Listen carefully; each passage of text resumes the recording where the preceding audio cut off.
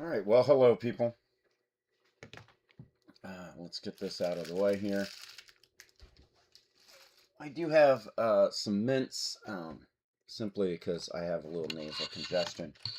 All right, get that out of the way.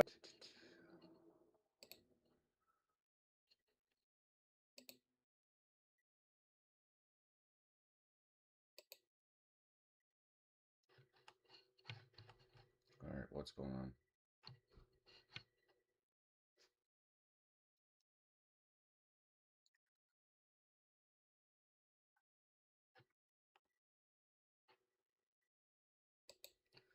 Okay, we're back. We're back. Hey, good. Sound check, sound check. Excellent. All right. Welcome to 90 and Out, Building for the Kingdom, one brick at a time, where I build stuff with Lego bricks. Sometimes I use other brands and talk about Bible stuff, Christianity, and those kind of things. If you looked at the title, this particular stream is going to be all about biblical literacy, and very excited about that. You may be wondering, what is biblical literacy?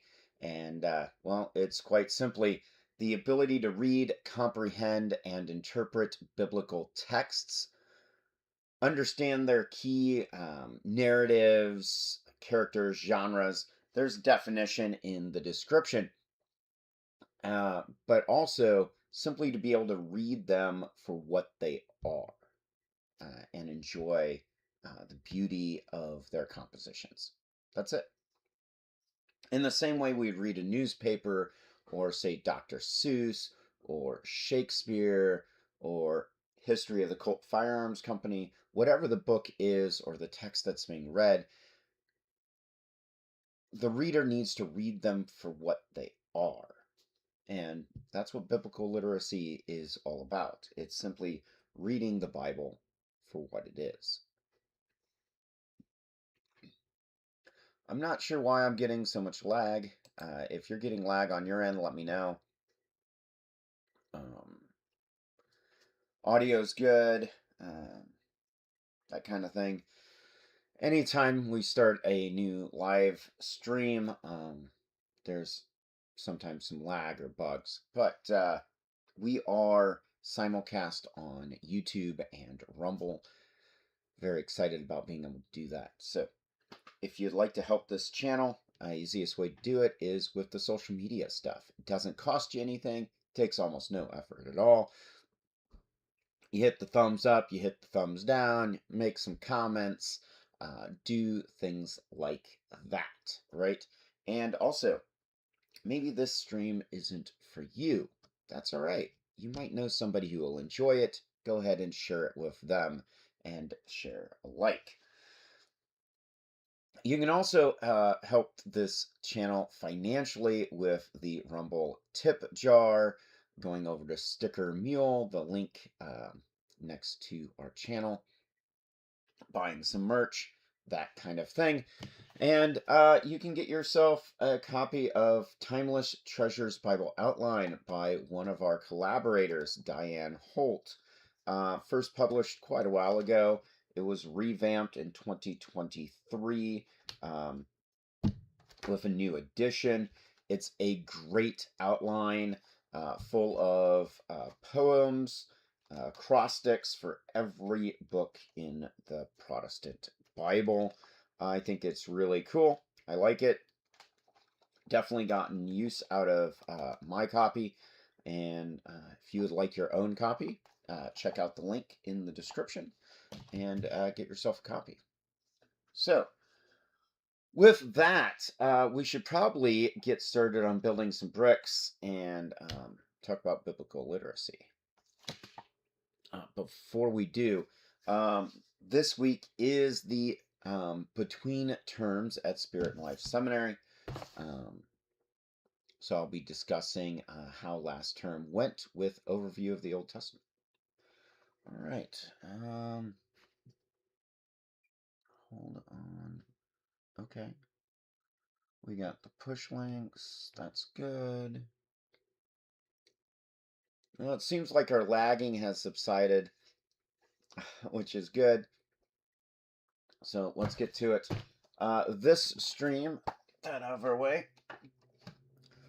Going to be building the Fierce Dinosaur. It is the red version of this green one. So this is the Green Mighty Dinosaur 3-in-1 set. And the Fierce Dinosaur set is slightly larger, a few more pieces, and obviously red.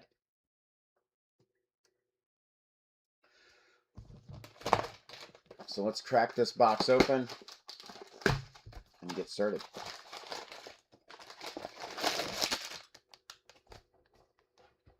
By the way, as a hobbyist, I do dabble in designing my own MOCs. MOC stands for my own creation with Bricklink and Rebrickable. You can check us out there for some downloadable instructions on those. The Tabernacle, ancient Hebrew tabernacle build. It's 2,230 pieces. That instruction manual set will be available as soon as it's done going through the review process by Rebrickable. It was rejected by Bricklink. So Bricklink rejected it for two reasons. One, they said it was too religious, and two, it wasn't iconic enough. So which build do we want to do today? Should we do the pterodactyl, the Stegosaurus, or the mighty T-Rex? I'm thinking we go with the Stegosaurus, or should we go with the pterodactyl? I'm not sure if I have a pterodactyl. Hold on. I think I might have a pterodactyl already.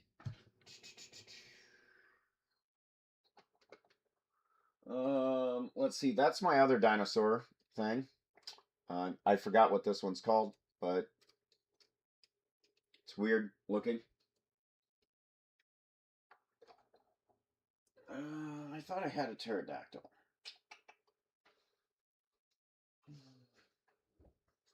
Well, I know for certain I do not have a Stegosaurus, so we're going to build the Stegosaurus.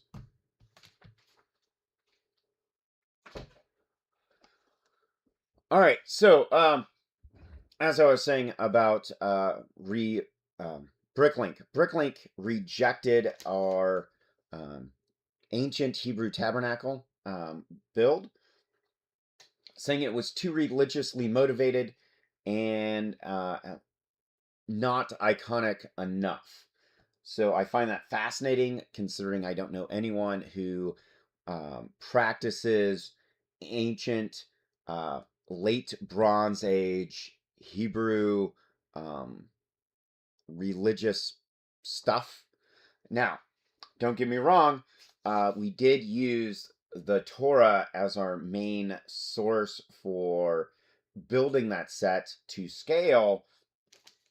But generally speaking, I don't know any, at least not any major groups that are practicing Levitical Judaism. Okay, modern Judaism is Rabbinic Judaism. There's no temple in Jerusalem on the Temple Mount, animal sacrifices, that kind of thing. Okay, and the tabernacle was replaced in the 11th century, 10th century, in the 10th century BC by the Temple of Solomon. So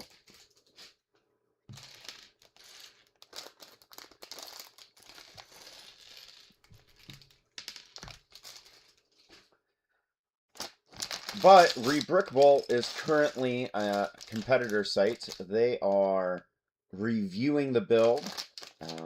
They don't seem to have as strict expectations or requirements concerning religious iconography as Bricklink does. So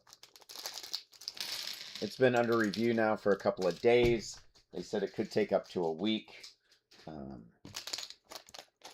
But they have approved a couple other much smaller sets. So let's get into this. If you have any questions, comments, Snyder marks, there's any particular biblical text you'd like to discuss in this live stream, go ahead, put it in the live chat. If you put it in just the comment section, I won't see it until after the live stream's over, and obviously won't be able to address it in the live stream itself. But if you put it in the live chat, it will alert me. So go ahead and do that.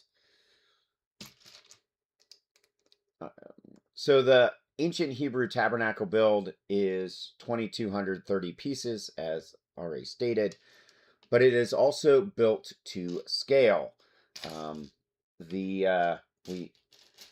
We used the Royal Cubic conversion rate. I think it comes out to about 16 to 18 inches per cubit. And then the holy place, which is the tent part, the building part, is 1 to 45 scale, approximately 1 to 45. And then the courtyard, for cost effectiveness reasons, is 1 to 80 scale, is 1 to 80. It's a much smaller scale simply because it was a massive courtyard.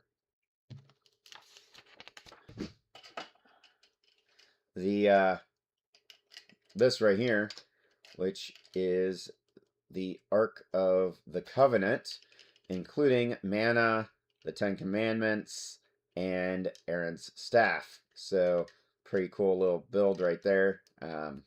Definitely like that. So that's obviously in the Holy of Holies part of the tabernacle. We'll probably keep it similar, if not almost identical, when we get the Solomon's Temple mock done. Currently in design of that. So all right, let's keep building here. So let's talk about seminary real quick.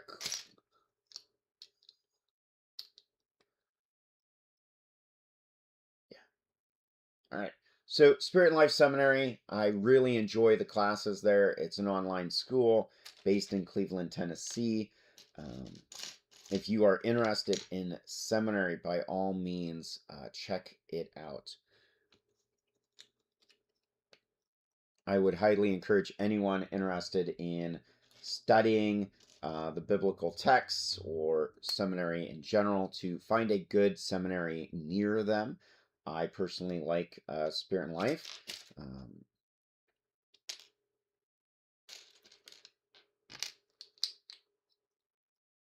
No, Spirit and Life Seminary is not a sponsor of this channel.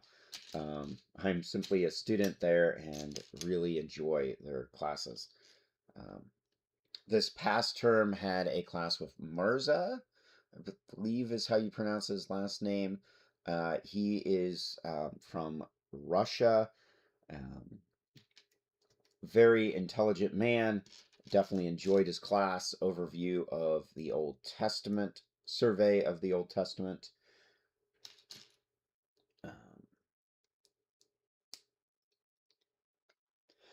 Oh, excuse me. I might get a drink here.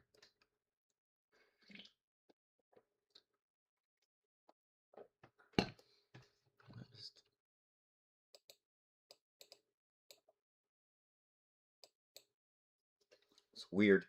All right. I'm not a big fan of lag, obviously, but sometimes that happens. So, let's keep building. Survey of the Old Testament was a very enjoyable class. I've taken similar classes in the past over the last 20, 30 years, and it was true to form, what I would expect. He did a good job. I enjoyed my fellow classmates. I have no complaints. I would love to give a final grade or final overview of the class, but since it did end last week, Final grades are not in yet. So I'm not going to cover my term paper or any of the other specifics of that class until that final grade is done. And final grade is done and entered. So just look look toward to that being the case later on. Probably in the next week or two, I will do another live stream, or might do a pre-recorded video covering those things. I will say my term paper, my final term paper for that class was on the first chapter of Ruth from a literary and historical context. So I really enjoyed doing the research for that paper and turning that in. So.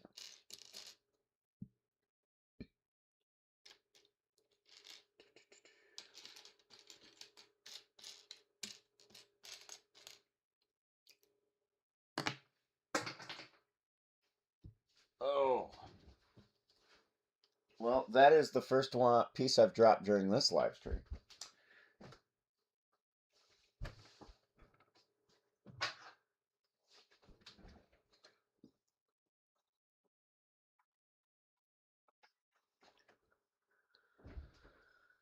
So if you, that's great. Welcome. Now I'm going to transition to biblical literacy, the 90 and out, in partnership with 6 Points Church. Pastor Brian Snyder is the lead pastor at 6 Points Church, and they have agreed to partner with us in developing this course, as well as the author of the aforementioned Timeless Treasures, Diane Holt. She operates Holt Helps Readers, which is a online one-on-one tutoring program, not necessarily just strictly biblical tutoring. She tutors mostly middle school and elementary age children on reading, just general reading. She brings a large source of expertise and experience to this team. So, excuse me. Interesting. Okay. Uh, if you are able to see me, let me know, because I just got an alert that the stream crashed. Hold on.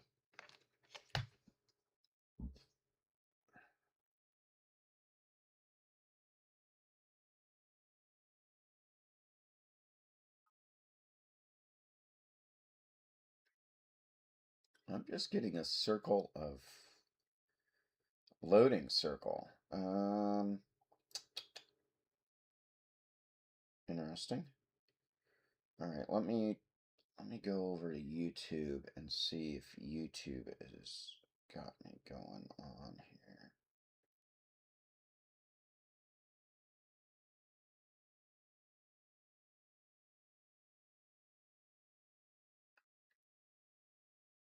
Okay.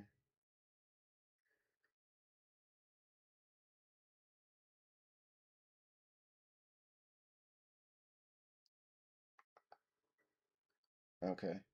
We are live on YouTube. Fascinating. Um, all right.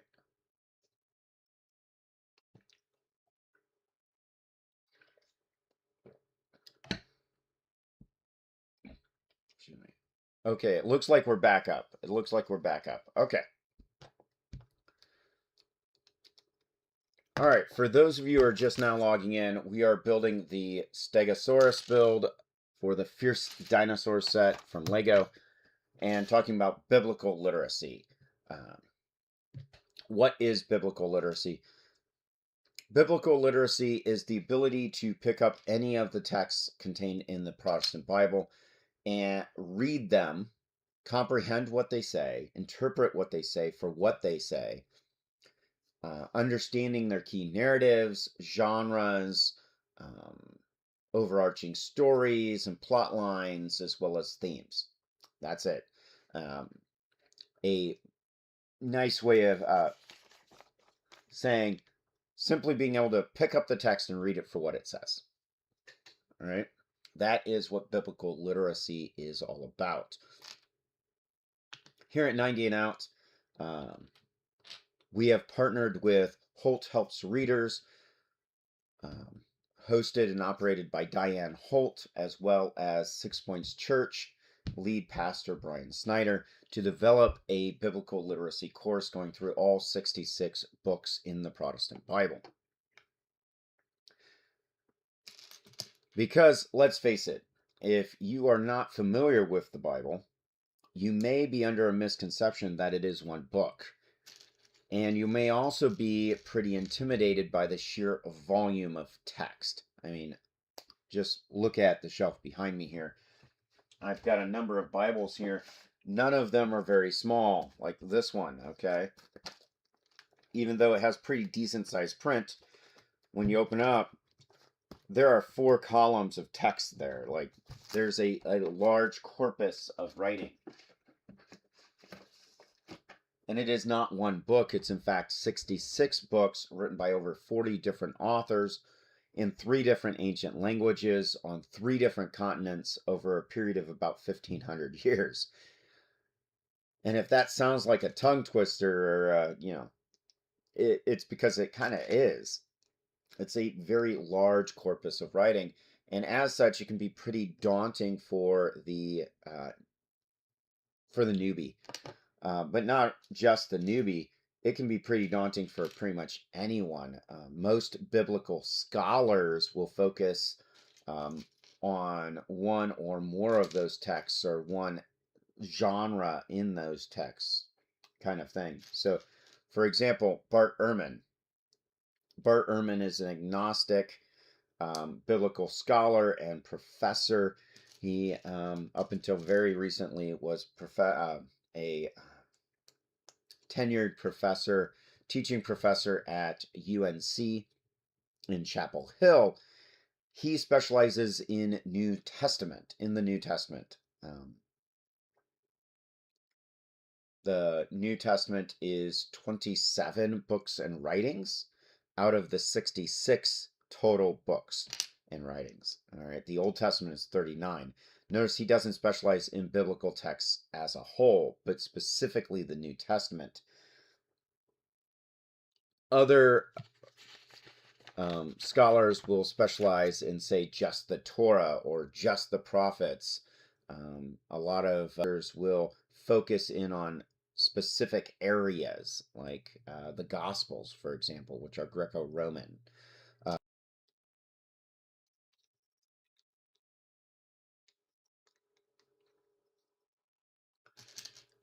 Now, please do not misunderstand or hear what I'm not saying. The entire that far exceeds the composition of pretty much anything else ever written. And I know that some people might say that's overselling our case, but I don't think it is. These books and writings are the most discussed, commented on, debated texts of all time. And it doesn't appear like they're going away anytime soon. I'm not sure which theologian first coined it, but I've heard it said, Christianity has died 1,000 times and yet keeps getting resurrected by the one who defeated death and the grave, the one Jesus Christ. So, not only are these texts the most debated, the most discussed, the most scrutinized and critiqued writings of all time, but they're also the most banned books in history. Okay?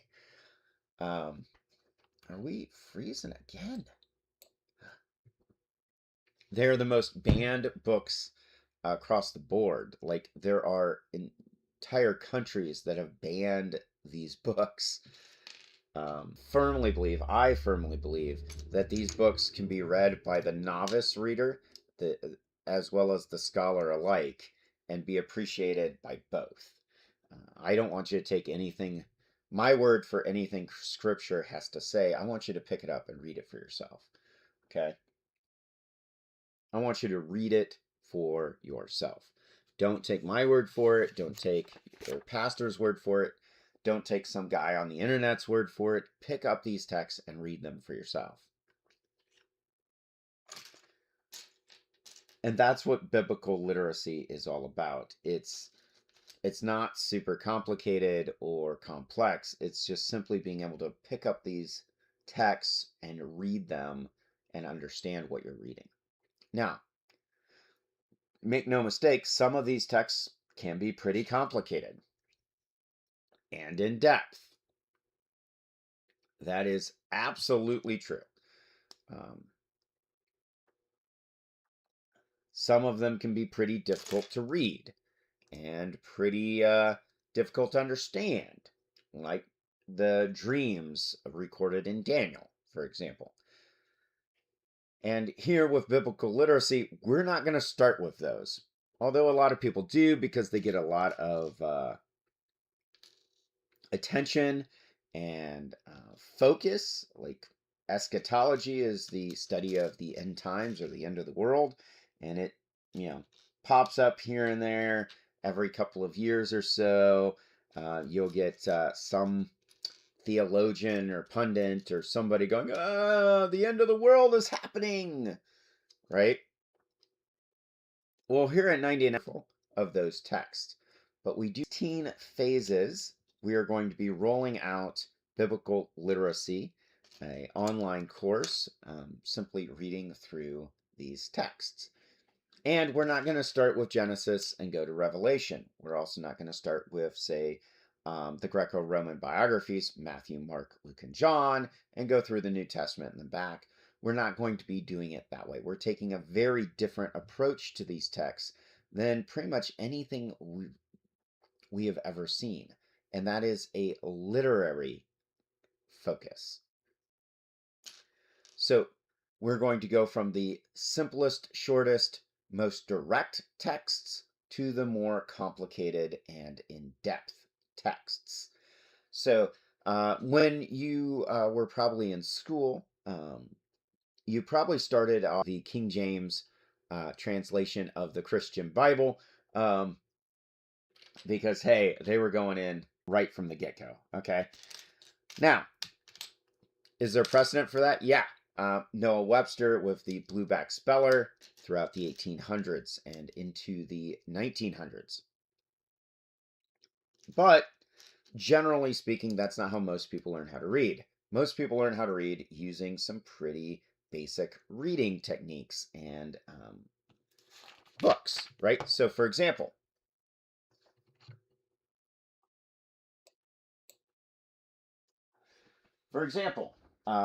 my wife and I have a 16-month-old, and he has this book right here, Noah and the Ark. It's a pretty simple kid's book. As you can see, it is pretty worn though, because he is, 16 months old. One sentence, maybe two per page, right?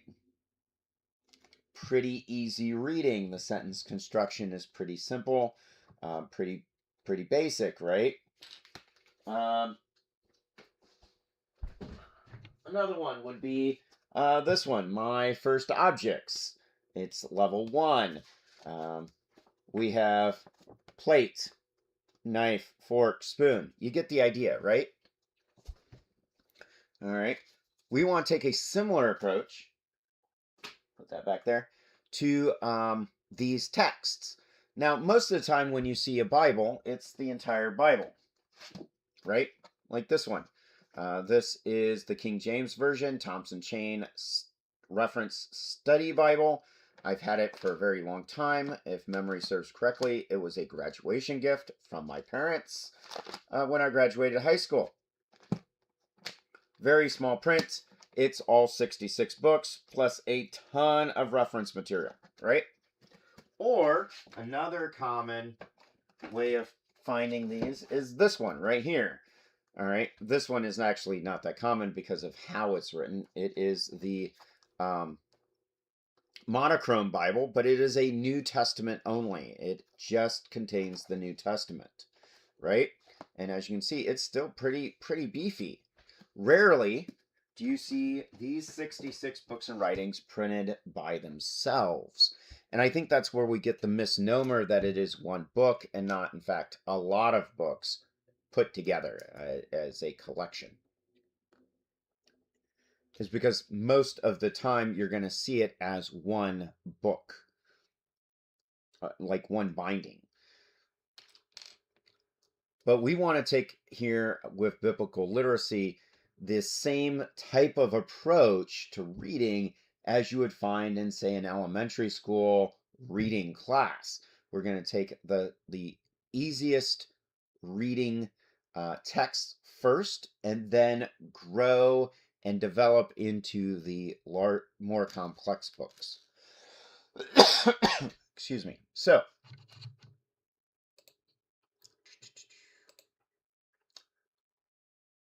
we have 16 phases total. As mentioned earlier in the stream, these phases are going to be rolled out over the next, hopefully over the next 2 to 3 years, with the first phase being rolled out over the next couple months. We plan on having it completed, phase 1 completed and live by July 1st of 2026 of this year. So you may be asking, why does it take so long? After all, these texts are widely available. They are ancient. They've been around for, eons. Why would this course take so long to develop? And the simple answer is, well, quality takes time. And we want this course to be a quality course for you, the student. All right. We don't want to approach it haphazardly or casually. We want it to be professionally done, accurate in its presentation, and overall beneficial for you. So that takes time to develop. And one thing I'm going to give Diane Holt a lot of credit for here is when she was first approached with this idea, it was simply to get her permission to use her book Timeless Treasures as a supplemental textbook for this course. Excuse me.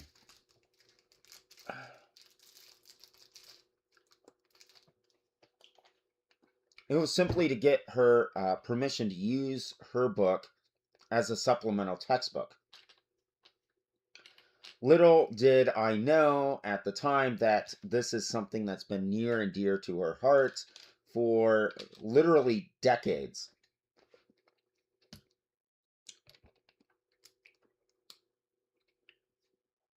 Excuse me. Literally decades.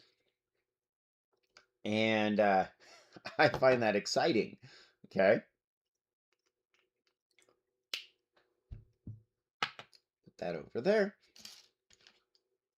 I find that super exciting because Diane Holt has spent her entire professional career developing curriculum, education curriculum, and teaching inside the classroom, specifically with middle school students, with a focus on literacy.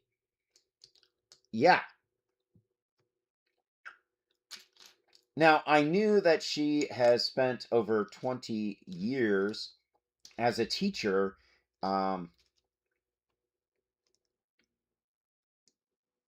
but her focus, I didn't pay any attention to. All right. For full disclosure, Diane Holt is my mother.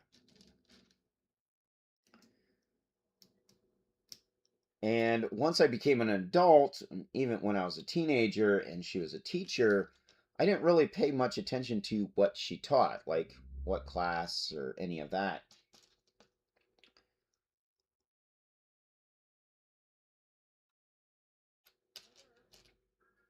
But come to find out, this has been her passion during her entire career. Teach. Oh, that's cool. All right, so taking a little break here. Let's see what we got here. This is the tail of that Stegosaurus. It's fully articulating. All right. Just wondering what we were doing. And it, so you can see it's starting to come together right there. That's the main body. That's pretty neat. I like that. That's cool.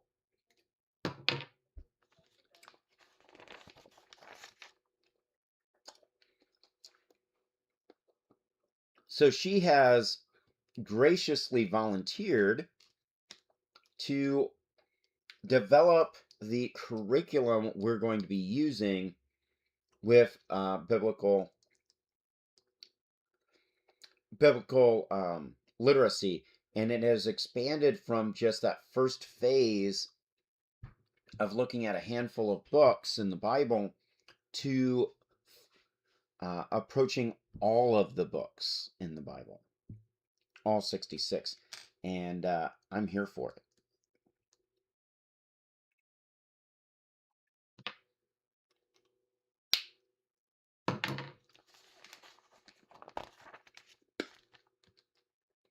So, you might be asking,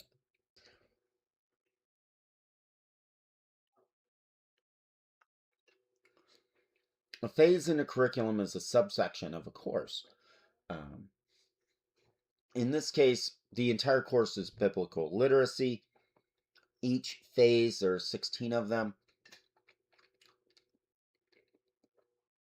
is set up to maximize effect, if you will. All right, so for example, phase 1, we're going to be covering early wins, being able to read these texts in one sitting, maybe 2 sittings, and understand what you're reading. Okay, so just like those children's books are simple and straightforward, so are these books. So we have Ruth, Jonah, Mark, Titus, Philippians. So that's 3. Not really that much reading, and the reason I say that is because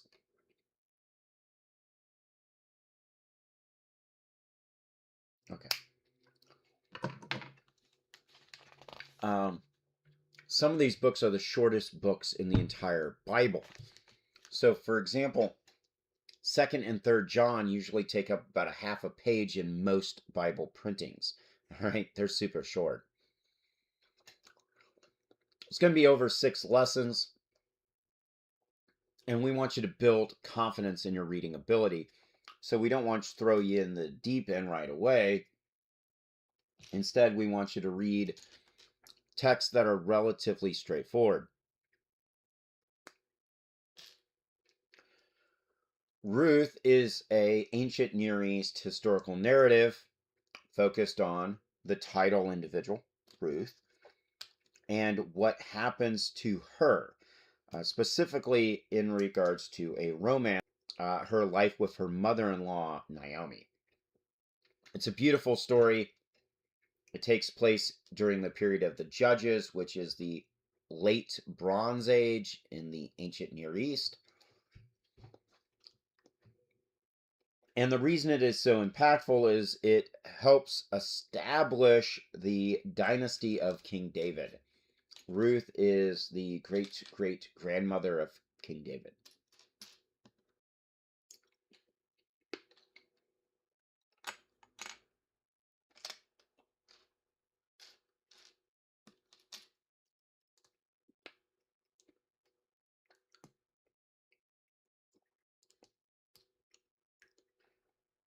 So that is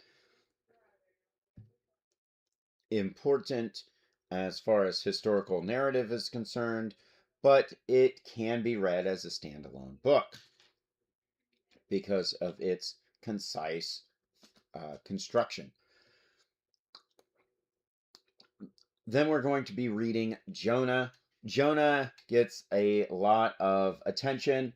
If you grew up in the 2000s, you probably You might be familiar with Veggie Tales. They had a full-length feature film entitled Jonah, where they adapted this book to film in pretty hilarious fashion with heavy emphasis on comedy. But in truth, um, it is a historical narrative. Some people refer to it as a prophetic book in its narrative devices, writing style. However, it takes place during the Iron Age, around the 600s BC, and it covers the title individual, Jonah, and a ship, journey on ship, and then also the second half centers around a city named Nineveh, which was the capital of the Assyrian Empire. So firmly grounded in history. With Jonah, it's also short. It's 4 chapters, super short. Can be read in one setting, and pretty easy to understand narrative. We'll get more into Jonah when that lesson rolls out. Then we're going to have the largest book in phase 1, and that is the Gospel according to Mark. It's also known as Saint Mark or just simply Mark. This is the shortest of the Greco-Roman biographies of Jesus of Nazareth. There are 4 Greco-Roman biographies of Jesus of Nazareth, and this is the shortest one. It is 16 chapters. It will take an hour to an hour and a half for the average reader to read it straight through. If you want to break it up into shorter, like 10-minute sections, you can. You're more than welcome to do that. That is pretty common when reading through it, but it has pretty straightforward narrative structure and quite easy to understand. It covers the life of Jesus of Nazareth, specifically from about 27 to 33 AD, the last 3 years of Jesus's earthly life.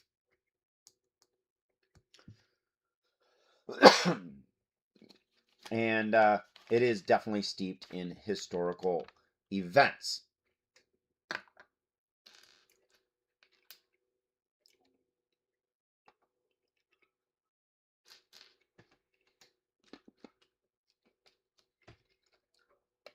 Now, you might be asking why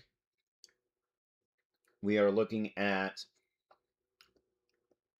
a book of this caliber so early on. And the reason is because here at 90 and Out, we believe that all of Scripture, all of the Bible, points to Jesus Christ, Jesus of Nazareth. He is the center or the linchpin of the entire canon of Scripture.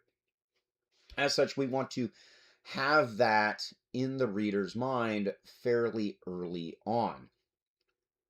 Okay?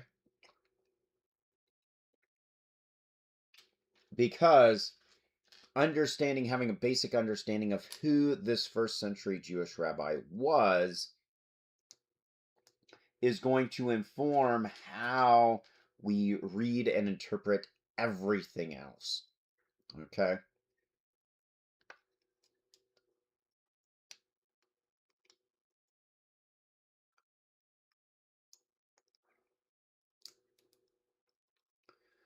Read and interpret literally everything else. So, we do expect, generally speaking. Is this the head? It is. It's the head. That's cool. That's cool. It's the head. Still going to fall over, though. So that's why Mark is in phase one and not later phases like Matthew, Luke, and John, is because we want, even from the beginning, the reader to understand who Jesus of Nazareth was.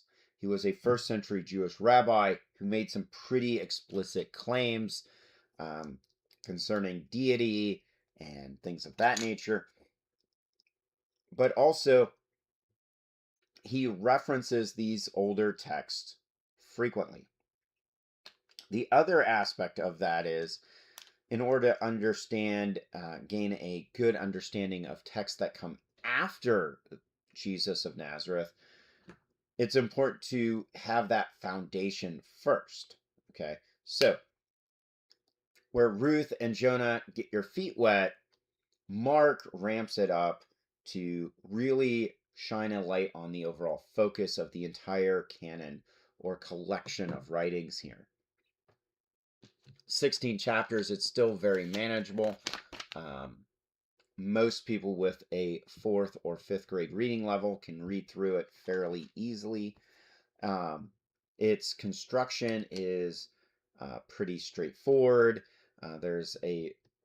Mark uses a literary device known as the Markan sandwich, and where he starts out with one account or story, and then he'll like break in and interject something that seems relatively unrelated, taking place over here kind of thing, and then he'll come back to that storyline, right? Excuse me. So an example of this is he's talking about Jesus going into Capernaum, and there's this centurion there who wants a healing of his daughter, and then all of a sudden Mark, hold on.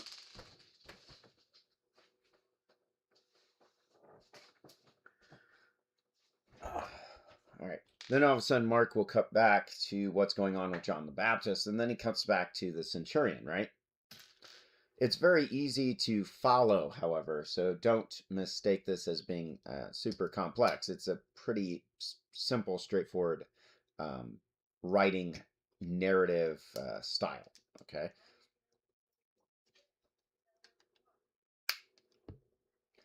All right, I think we're getting there. Look at that. That looks pretty cool, actually. I kind of like that. I like the fully articulating head and the legs, right? We've got the tail is really neat. I like how it's in 3 pieces so you can really articulate it. That's cool. Let's put you right there. Yeah. All right. So let's keep going here.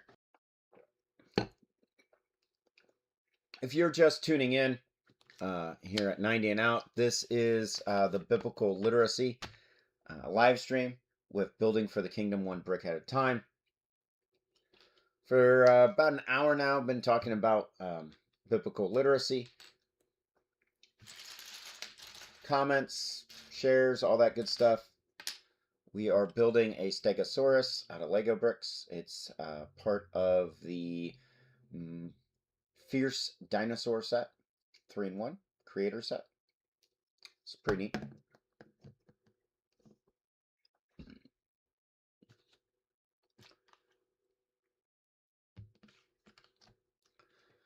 All right, so if you have any comments, questions, snide remarks, anything you would like to discuss, go ahead, put it in the comments. Let's get that discussion going, get the chat going.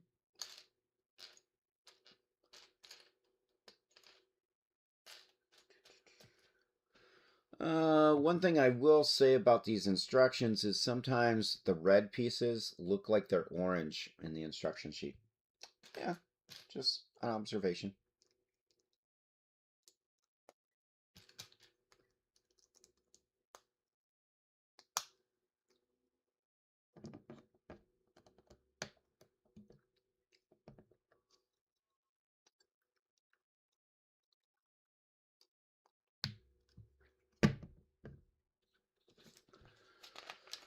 So, Mark, back to Mark. Mark is my favorite biography of Jesus of Nazareth. I find it easy to read, very cohesive narrative structure. I like the simplistic literary devices being used in construction, syntax as well. So, but as stated before, I don't want you to take my word. I want you to read it for yourself. So go ahead, pick up his book, his biography of Jesus of Nazareth. Read it for yourself, and Mark's Greco-Roman biography of Jesus. Lesson 4, we're going to change it up a little bit in that it's not going to be one book, but 2 books, specifically letters written by Saul of Tarsus. He's more commonly known as Paul, or the Apostle Paul. He writes these 2 letters. One is to Titus and the other is to Philemon. We're going to be looking at them in one lesson because of how short and direct they are. They're both a single chapter, often taking up 1 page in most Bibles. I take that back. Titus is not a single chapter. Titus is 4 chapters. Excuse me. So, correction. Titus is longer, but still very straightforward. Philemon is 1 chapter, usually taking up 1 page in most Bible printings. So we have put them together because they're both written by Paul and in similar fashion. Okay. Titus is a young pastor, and Paul is giving him instruction on how a church is to operate. Okay. Now, before you hit all whoa, wait, what? That sounds kind of complicated. Like, Lutherans have their own way of doing things, and Presbyterians have their own way of doing things, and those Pentecostals have their own way of doing, right? That's not what we're talking about here, okay? Paul is giving a 30,000-foot overview on how Christians should deal with other Christians and interact with Christians. Not like Lutheranism or Presbyterianism or Catholicism. That's not what Paul's talking about at all. Okay? He is simply giving Titus general advice on how Christians should behave with other Christians. All right? As well as non Christians. Titus 2 is all about that interaction, how older men should take younger men under their wing and mentor them on what it means to be a man. Older women taking younger women under their wings and teaching younger women what it means to be a woman, a wise, virtuous woman, those kind of things. It's very straightforward in that regard. Okay. Titus is here because it is very simplistic. It's that 30,000-foot overview, right, of what a Christian community looks like in practice, in reality. Okay.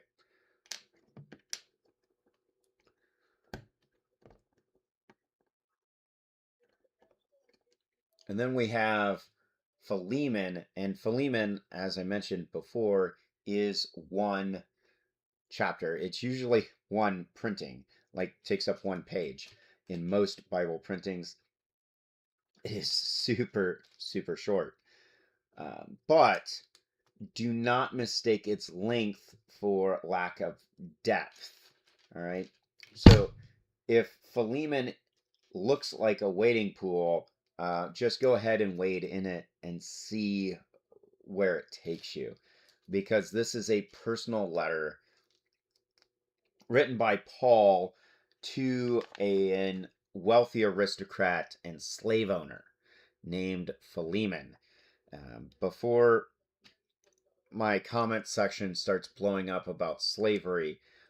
Slavery existed in every society up until the 1800s, all right? Pretty much every society, very few exceptions.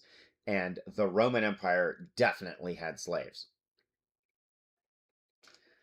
Paul and Philemon, and the main individual this letter is discussing, Onesimus, lived in the Roman Empire in the first century AD, which means slavery was a thing. All right. And Paul addresses that head on. Like, he is not holding back, he's not pulling any punches. He is addressing the institution of slavery head on in this very short, impactful letter. Philemon is a slave owner and aristocrat. Onesimus is a runaway slave. All right. Not only did he run away from Philemon, but the indication is he caused extensive property damage on the way out the door. All right. Paul meets Onesimus in jail, in prison, in a Roman prison. They link up. I'm giving you some backstory because it's important. By the way, this backstory you get in the letter itself. Very short and concise backstory, right? During this time, Philemon becomes a Christian by the influence of Paul. Onesimus becomes a Christian by the influence of, yeah, you guessed it, Paul. So Paul is like the mediator, if you will, with this letter.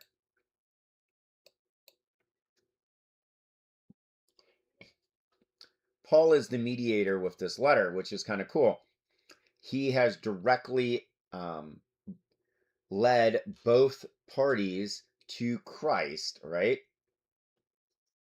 Super neat. And now he is, Onesimus is getting ready to be released from prison. And presumably, he is getting released to go back to Philemon, his owner, right? Right? His owner. Well, that's kind of problematic because in the Roman Empire, a runaway slave, when captured, could be immediately executed on the spot by their owner with no questions asked. Literally, Onesimus's life is in the balance, all right?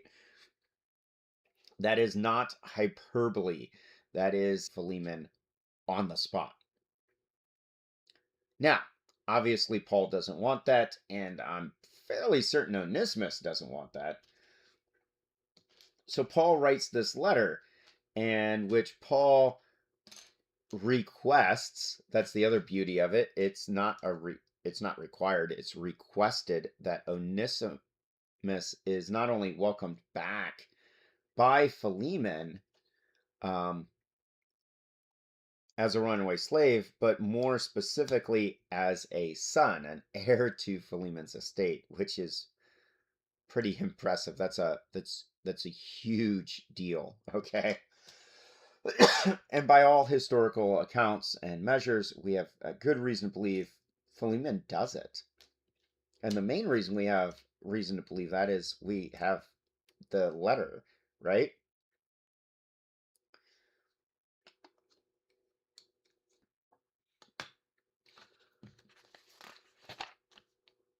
I like the letter. Compact, and it's an amazing work of literature. And it is a personal letter. It is deeply personal in its composition and nature. Then we're going to round out phase one with the open letters by John the Beloved. There is some debate on which John wrote these, but generally speaking, it's John the Beloved. They're open letters, even though one of them is addressed specifically to a man named Gaius, it's still an open letter. Just like today, we have open letters to the editor, we have open letters to Congress, open letters to the president. Pick your flavor, right? They did then too. And this is addressed to Gaius, but it's an open letter. It's meant to be read by everyone, including Gaius.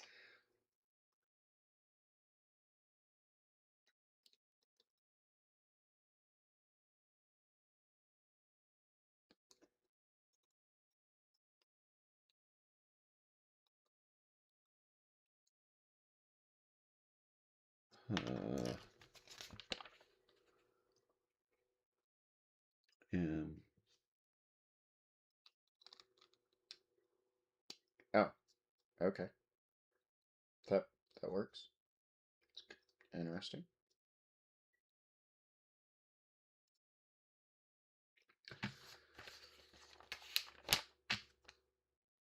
Oh, that's it.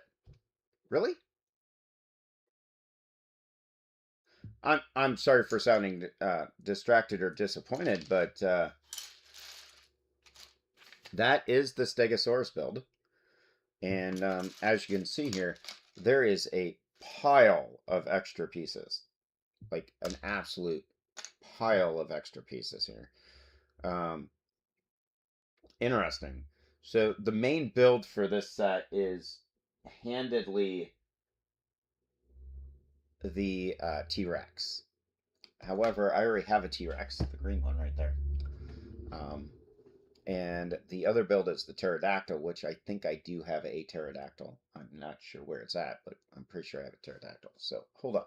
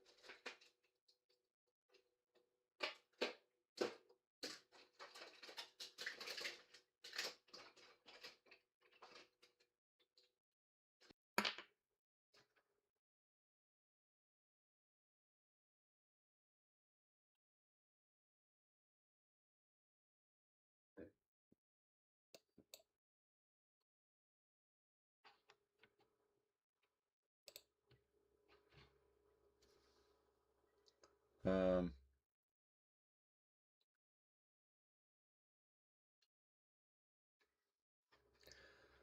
Hold on. Oh, okay. There we, wow, that was definitely glitchy. All right. Well, I can't do much about the glitchiness, but I do not have a pterodactyl. I thought I did. I don't. I do have a I'm not sure what this thing is. I think it's supposed to be a hedgehog. Okay. A shark, a frog. I think the frog's kind of cool. All right. Mouth opens on the frog. See? Kind of neat. I've got what is this? Parrot.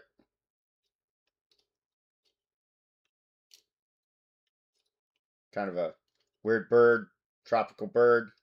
The wings completely articulate, as you can see. I've got a owl with magnifying glass. The kind of poltergeist-esque head here spins all the way around, which is kind of fun. All right, and of course a classic Lego alligator for creatures, and the parrot back there. But I thought I had a pterodactyl, and I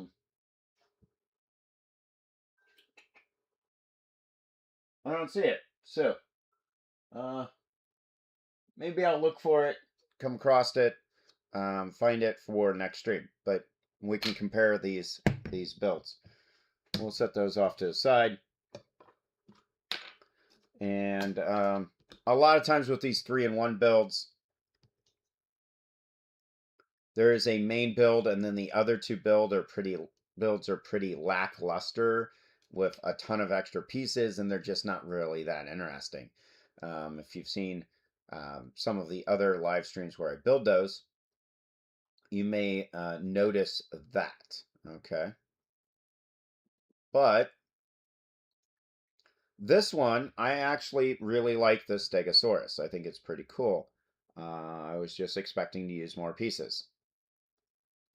We have a skeleton fossil remain thing. I'm not sure what dinosaur it's supposed to be. Um, um, I can't think of the name of it with the spikes on the back. But if you know the dinosaur that has the big spikes on the back, let me know. But this is clearly the skull and a leg, and then we got the big back, and it's meant to look like it's still in the ground, which is pretty neat. I will say I do like that. The Stegosaurus itself looks fun to play with. Definitely has playability. The eyes are green, which is kind of neat. Excuse me. The eyes are green on the side of the head, so I really like how the head looks. It's definitely got that like imposing look to it, which is pretty cool. The legs, the back legs have full articulation, which is kind of neat, but the front legs only go in and out. They don't really go front to back real well, but otherwise, not a big deal. Still very cool, very fun. The bones, fins, whatever, plates, I think is what they're actually called. They're fully articulating up and down. They do attach differently, the front ones versus the back ones, simply due to piece placement, which is kind of neat. I'm not sure why they did it that way, but it does look cool and definitely has that playability feature. And then these front ones rotate as well, which is kind of cool. I do like that. Overall, pretty neat. My favorite part is the tail. I like the tail. I like how it's thick towards the body, full rotation and articulation, and the spikes. Got to have the spikes on that tail. Watch out for that tail swing. All right. Pretty neat.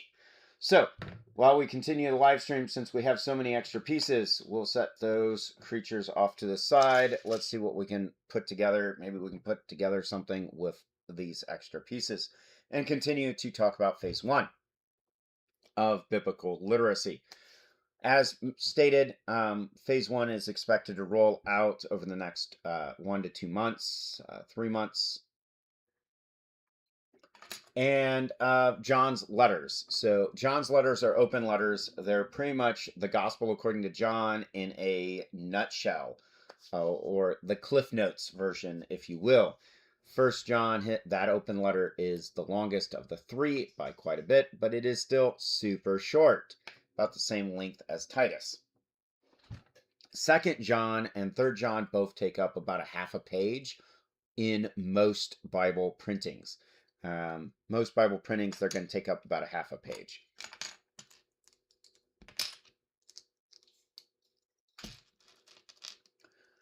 And then we have Jude. Jude, hey, I was going to write you a nice, warm, fuzzy, uplifting letter, but then it was brought to my attention that I really don't need to do that. I need to address some other pretty serious matters. So Jude goes to address those matters. And the first matter is false teachers and false preachers. He calls them vipers. He calls them charlatans. He is not flattering of false teachers. Itchy ears, yeah. He's condemning false teachers, like straight up condemns them. There's not a nice, warm, fuzzy way of putting it. So, if you want to get on Jude's good side, don't be a false teacher, because he is not going to play nice with you.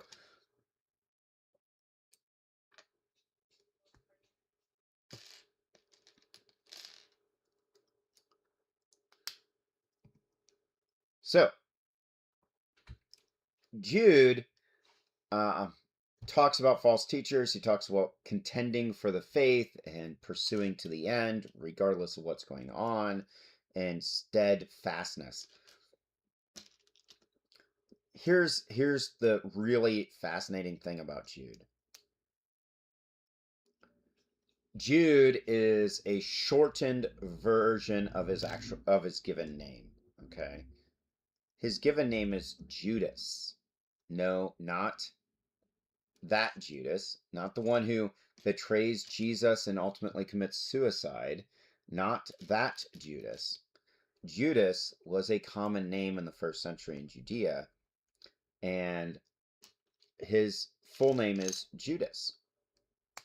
We know him as Jude for probably pretty obvious reasons, I would imagine. He doesn't want to be associated with that other Judas, right?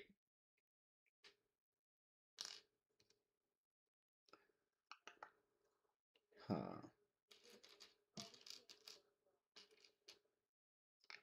Interesting.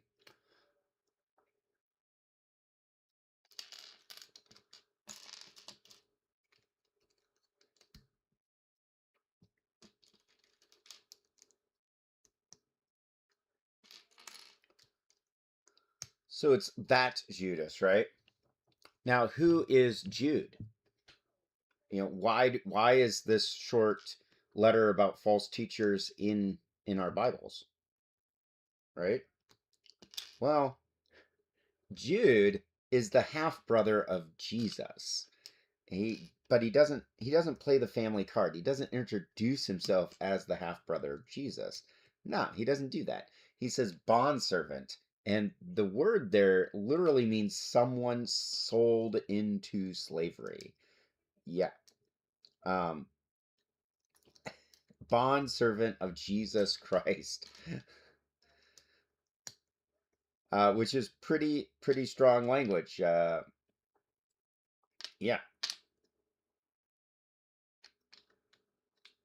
that's pretty strong language, isn't it?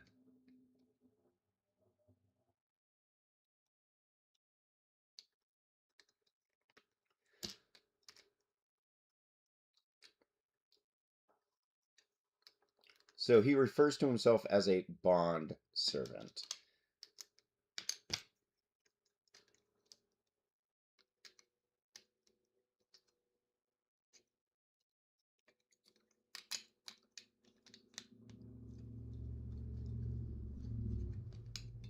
I have no idea what I'm building. I'm just building for fun, um, for kicks and giggles here.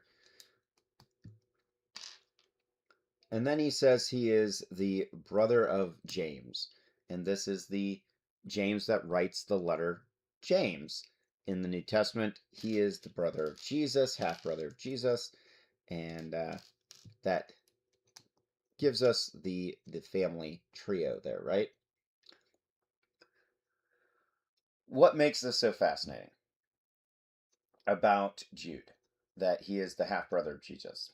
And he doesn't start out with, given the family card, right? Well, it's very simple. We have in the biographies, if you remember Mark actually records this. Um, like they reject him.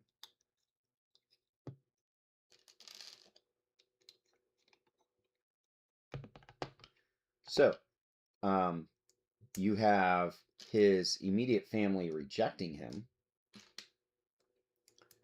They think he's crazy. At one point in time, they go to seize him because they think he's lost his mind. And yeah, it's pretty impactful, pretty big deal, right?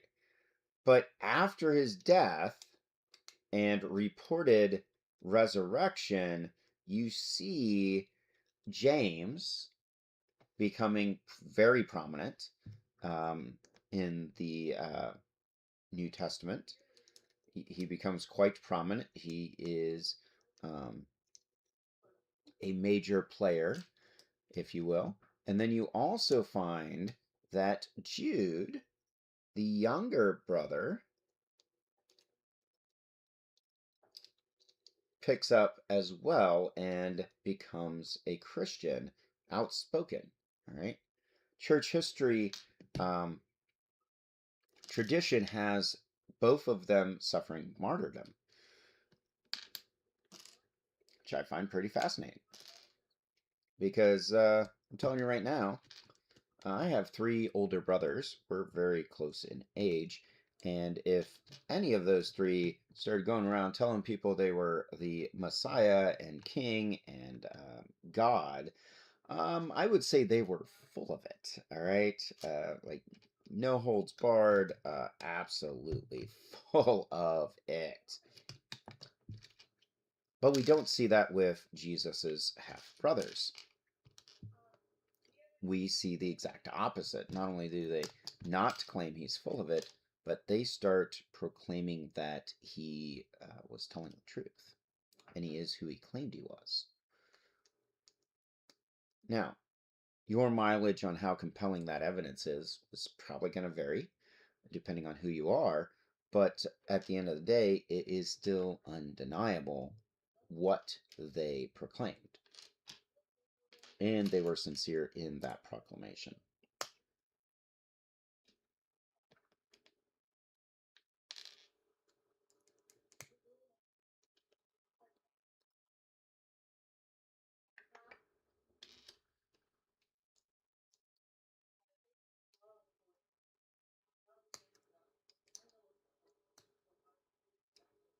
Um,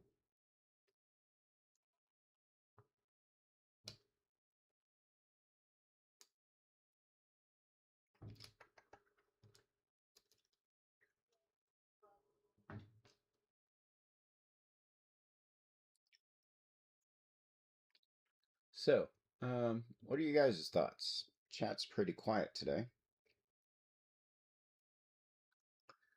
By the way, that's going to wrap up phase 1. As you can see, these texts are fairly short in their composition and direction. They're pretty straightforward. They're not going to hold any punches back.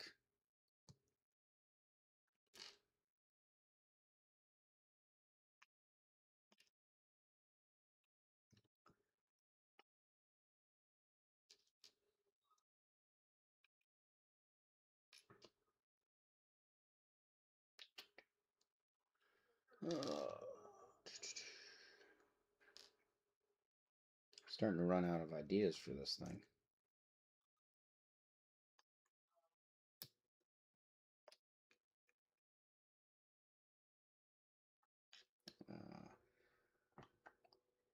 Where is it? There it is.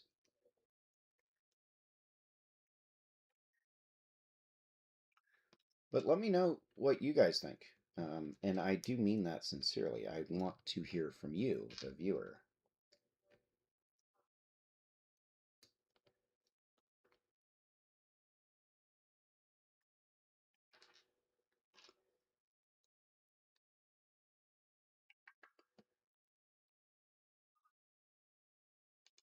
Uh,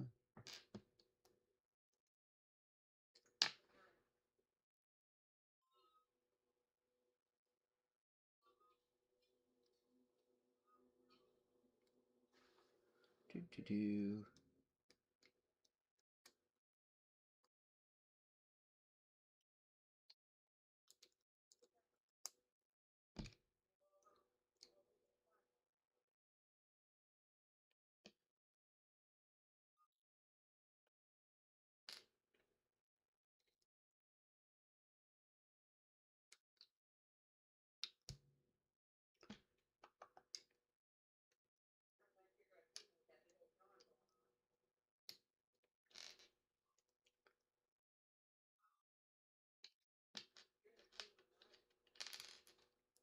Hmm.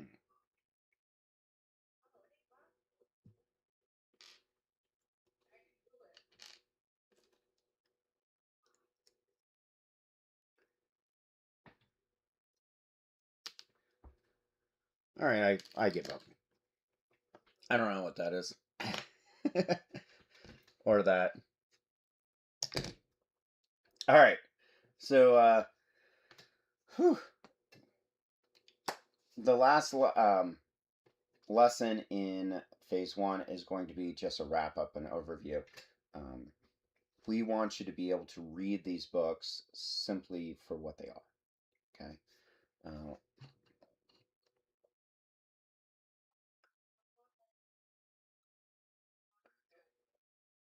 Phase 2 is going to roll out shortly after phase 1.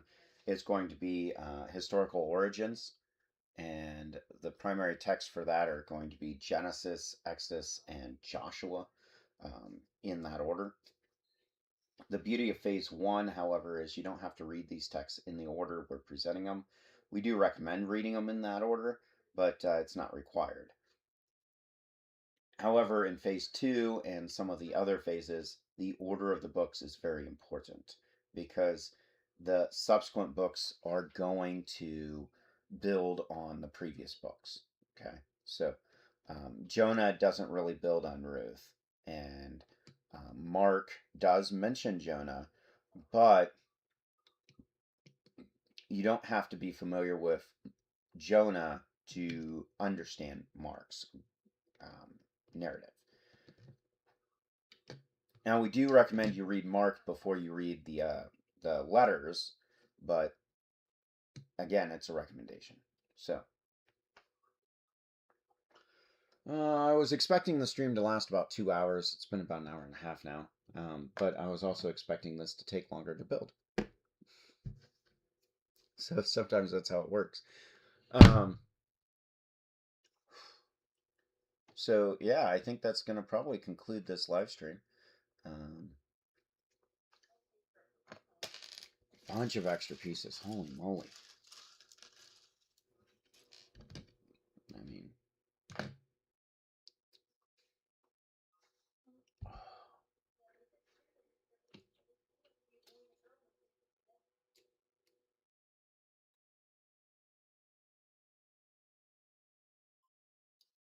is this a toucan? I think this might be a toucan.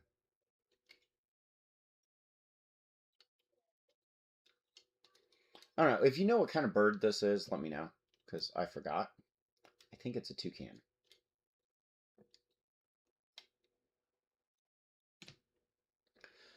All right, so to recap, before closing out, if you'd like to help this channel grow, if you'd like to support this ministry here at 90 and Out, you can with the links in the description. There's a wide variety of them. Highly recommend this book right here. There is a link in the description. It's Timeless Treasures Bible Outline by Diane Holt. It is full of acrostics for every book in the Christian Bible, in the Protestant Bible. So, for example, let's go to one of my favorite books, which happens to be the first book we're going to be covering in biblical literacy, and that is the book of Ruth. Here.